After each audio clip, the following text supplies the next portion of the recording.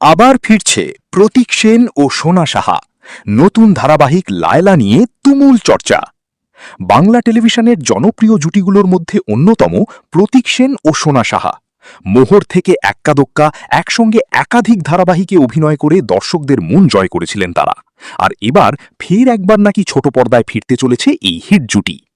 টেলিপাড়ার অন্দরমহলে এখন জোর গুঞ্জন, নতুন ধারাবাহিক লায়লার হাত ধরেই আবারও একসঙ্গে দেখা যাবে প্রতীক ও সোনাকে। যদিও এখনো পর্যন্ত চ্যানেল বা প্রযোজনা সংস্থার পক্ষ থেকে আনুষ্ঠানিক ঘোষণা হয়নি, তবুও খবরটি ঘিরে ইতিমধ্যেই উত্তেজনা তৈরি হয়েছে অনুরাগীদের মধ্যে। প্রতীক সেন বর্তমানে দাদামণি ধারাবাহিকে অভিনয় করছেন।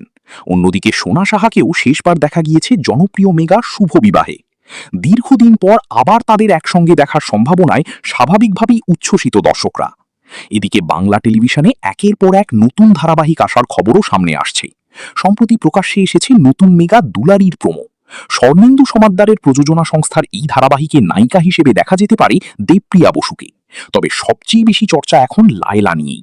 দর্শকদের একাংশের মতে প্রতীক সোনার অনস্ক্রিন কেমিস্ট্রি বরাবরই আলাদা মাত্রা এনে দেয়। তাই যদি সত্যি লায়লা ধারাবাহিকে এই জুটি ফিরে আসে, তাহলে সেটি ছোট পর্দার অন্যতম বড় চমক হতে চলেছে। এখন শুধু অফিসিয়াল ঘোষণার অপেক্ষা। সত্যিই কি আবার একসঙ্গে ফিরবেন প্রতীক সেন ও সোনা সাহা? উত্তর মিলবে খুব শীঘ্রই।